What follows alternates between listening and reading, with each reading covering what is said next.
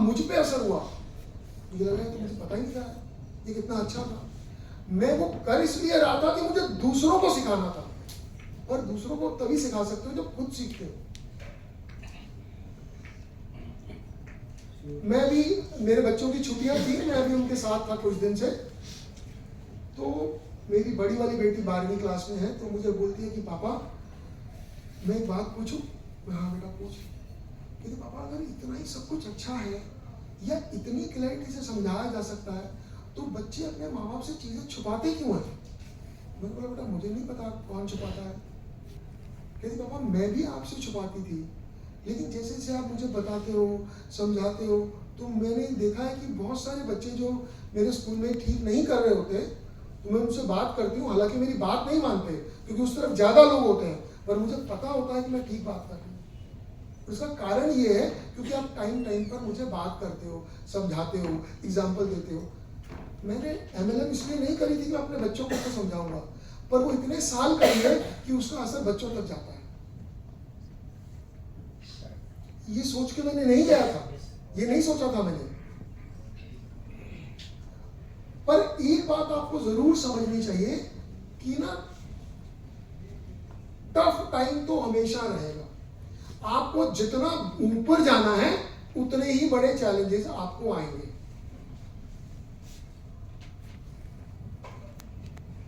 जैसे हालांकि मैं ये बात आपको कहने लगा, मुझे बाई चांस अभी कुछ ने, सरबजीत ने बोला कि भाई अगर हो सके तो बात करना।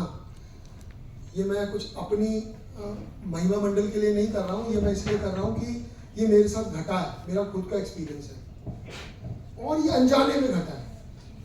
ऐसा नहीं कि मैंने कुछ प्लान किया है, मैं कुछ नहीं, ऐसे कुछ नहीं है।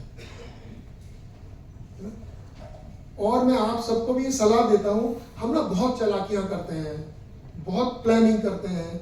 अगर प्लानिंग में थोड़ी भी नेगेटिविटी है ना तो उसका असर होगा, वो आएगा। मेरा खुद का बिलीफ सिस्टम है कि अच्छा नेटवर्कर बनने से पहले अच्छा इंसान होना बहुत जरूरी है।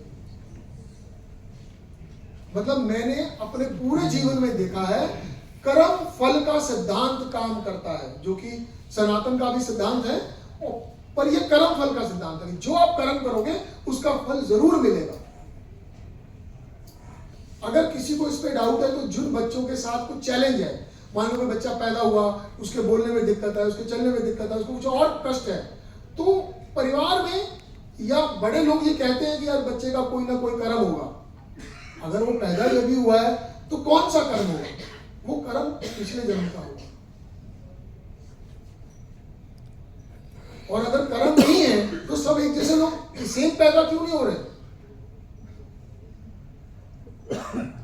और मैंने उस सिद्धांत को अपने खुद के जीवन पे होते हुए, फलते हुए देखा है। ये घटना है, तब मुझे MLM का नहीं पता था, नेटवर्किंग का पता नहीं था, नेचर कैसे आपका साथ देती है, कुदरत कैसे आपका साथ देती है, वो समझाने की कोशिश करता हूँ। हम कुछ दोस्त थे और बैठ के बातें कर रहे थे, और करते करते एक सवाल आ गया कि यार आप कौन कितने पैसे कमाना चाहता है?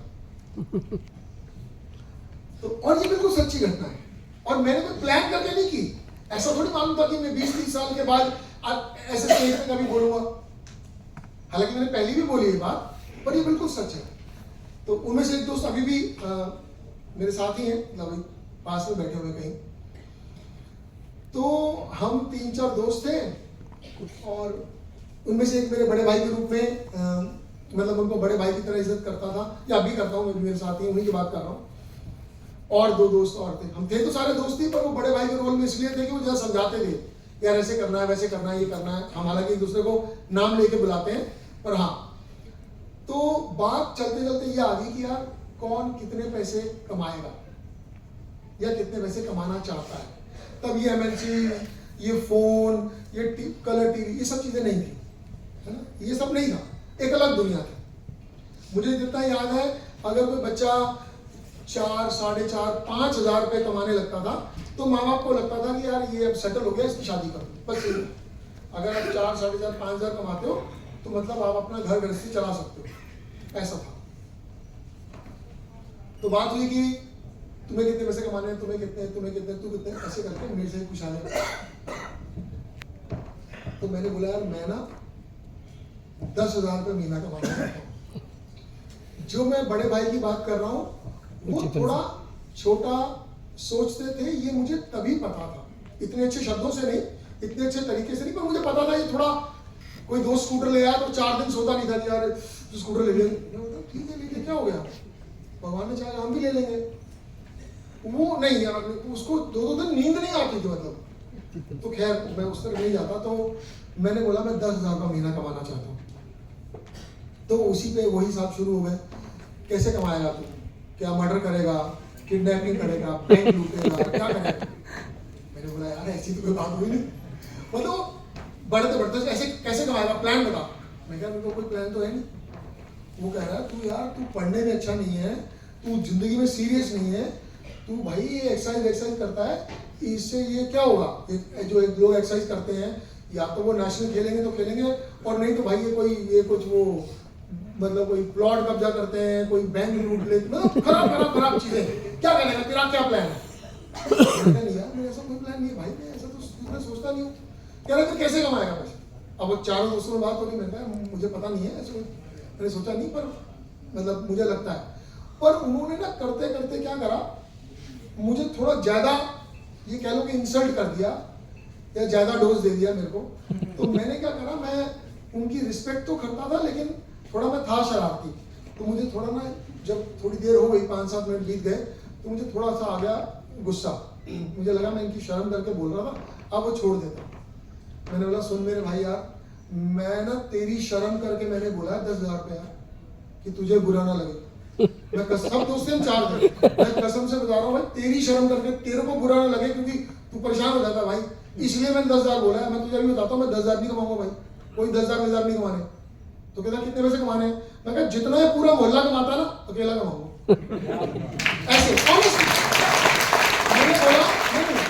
मैंने बोला जितना ये पूरा मोहल्ला पैसा कमाता है उतने पैसे मैं अकेले कमाऊंगा। और एक बात और याद रख भाई, मैं कोई किडनैपिंग नहीं करूंगा, पता नहीं जो भी उसने बोला था, मर्डर नहीं कर, ये जो तू बोल रहा है ना, कोई ऐसा काम नहीं करूंगा जिससे मेरे माँ बाप की इज्जत जाए, याद रखियो।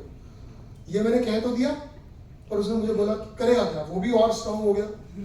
तो अल्टीमेटली उस डिस्कशन का हल ये निकला कि मेरे पास कोई जवाब तो था नहीं, तो मतलब समझो कि मेरी ही इंसल्ट हुई।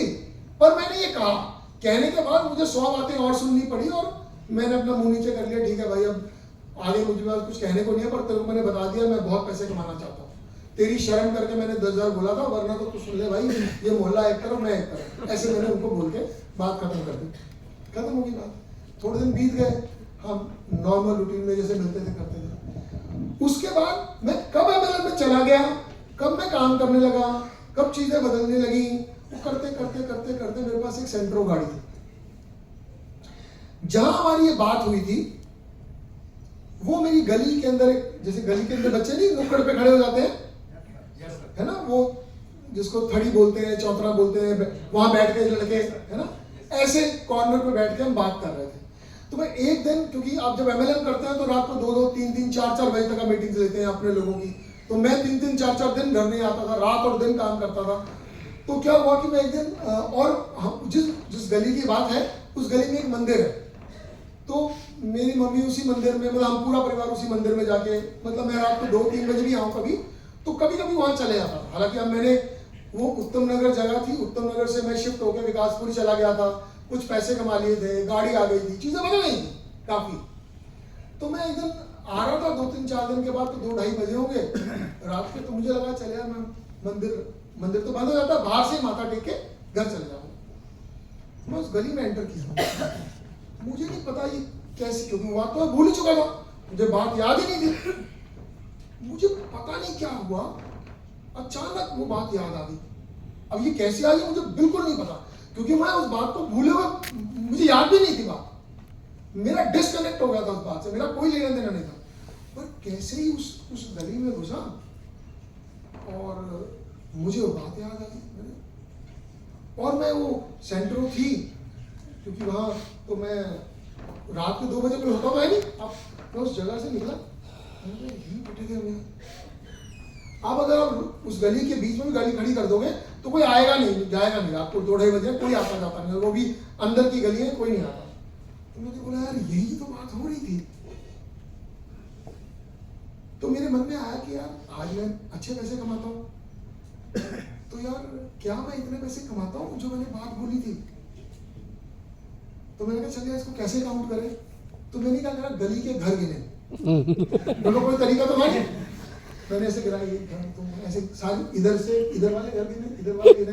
वो गली आगे जाके राइट मुड़ती है, छोटी हो जाती है। सामने 3 घर थे, एक घर पूरा, एक आधा इधर आधा उधर, एक आधा ऐसे था, है ना। गली के टक्कर पे आधा घर गली के अंदर आ रहा था, आधा दूसरे घर ऐसे था। मैंने 3 भी ऐड कर दिए।